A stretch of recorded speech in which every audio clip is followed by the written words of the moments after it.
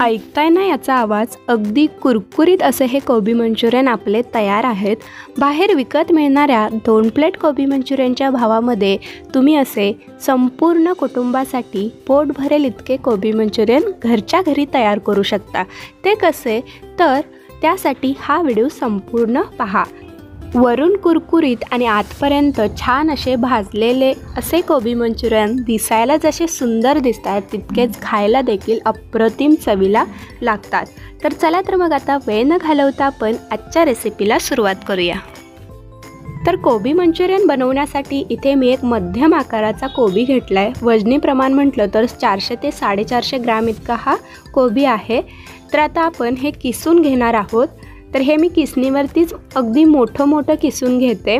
जर तुमच्याकडे भाजी चिरण्याचा जो चॉपर असतो त्यामध्ये देखील तुम्ही हे बारीक करून घेऊ शकता।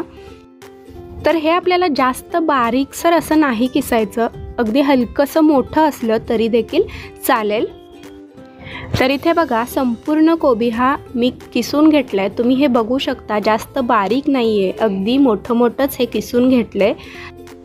तर आता हा जो किसलेला कोबी आहे तो आपण मोजून घ्यायचा आहे, जेणेकरून आपल्याला प्रत्येक साहित्याचे जे प्रमाण आहे ते अगदी परफेक्ट घेता येईल आणि त्यामुळे आपले जे कोबी मंचुरियन आहे ते अगदी बाहेर गाड्यावर मिळतात तसे अगदी कुरकुरीत तयार होतील।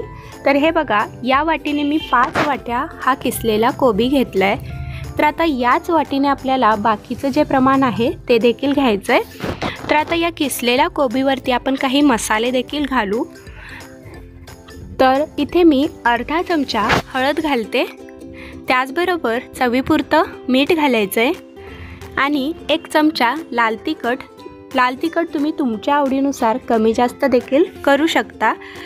तर बाहेर गाड्यावर जसे कोबी मंचुरियन मिळतात अगदी सेम तशीच टेस्ट येण्यासाठी इथे मी 1 ते 2 चमचे सोया सॉस घालते। तर यामुळे अगदी सेम तशीच चव येते। तर आता हे आपण एकदा मिक्स करून घ्यायचं आहे, जेणेकरून जे मसाले आहेत लाल तिखट हळद ते कोबीला छान असे कोट होतील। तर यामध्ये आपण कुठलेही जास्तीचे मसाले नाही वापरणार, तरी देखील हे कोबी मंचुरियन चवीला अप्रतिम लागतात।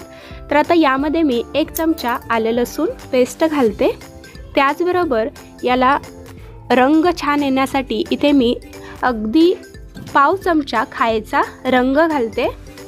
त्याचबरोबर आता यामध्ये आपल्याला घालायचं आहे 1 वाटी मैदा। जर तुम्ही मैदा वापरणार नसाल तर तुम्ही यामध्ये गव्हाचं पीठ देखील 1 वाटी घातलं तरी देखील चालेल।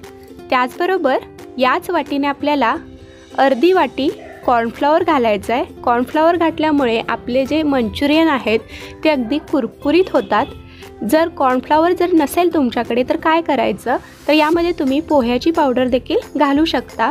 तर जर तुम्हाला पोह्याची पावडर घालायची असेल तर पोहे हलकेसे कढईमध्ये गरम करायचे आणि मिक्सरच्या भांड्यामध्ये त्याची पावडर बनवून घ्यायची आणि अर्धी वाटी आपण यामध्ये पोह्याची पावडर घालायची।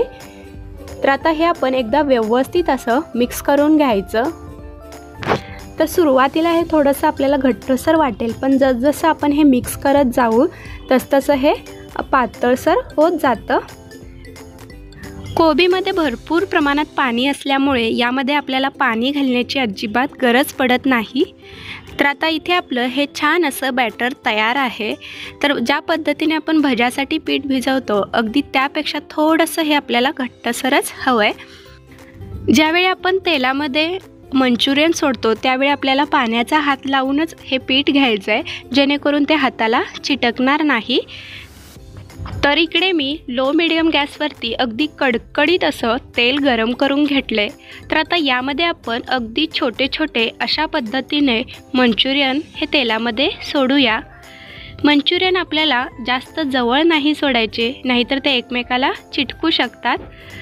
तर हे बघा अगदी तेल खेळतं ठेवायचं आणि हे मंचुरियन आपण तेलात सोडूया।